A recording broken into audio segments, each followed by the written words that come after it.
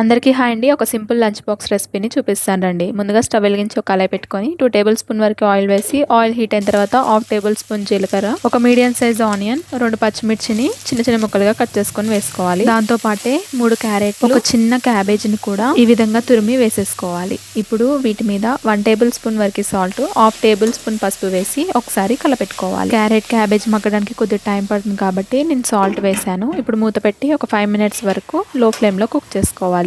5 minutes తర్వాత మూత open చేసి ఒకసారి కలబెట్టుకుందాం. ఇప్పుడు ఇందులోకి 2 మీడియం సైజ్ టమాటాలని కూడా వేసి మళ్ళీ ఒకసారి మూత పెట్టి ఒక 3 మినిట్స్ వరకు లో ఫ్లేమ్ లో కుక్ చేసుకొని టమాటా కూడా మగ్గిన తర్వాత 1 టేబుల్ స్పూన్ వరకు కారం, కొద్దిగా ధనియాల పొడి, జీలకర్ర పొడి వేసి మొత్తం ఒకసారి మిక్స్ చేసుకోవాలి. ఒక 1 మినిట్ వరకు కుక్ చేసుకొని మళ్ళీ మూత ఓపెన్ చేసి ఒకసారి కలుపుకొని కొత్తిమీర వేసి వేడి వేడి అన్నంని వేసేసి మొత్తం ఒకసారి కలుపుకొని సర్వ్ చేసుకోవడమే. అంతేనండి, simple and tasty carrot rice ready అయిపోయింది. నచ్చితే ఒక లైక్ కొట్టేసుకోండి.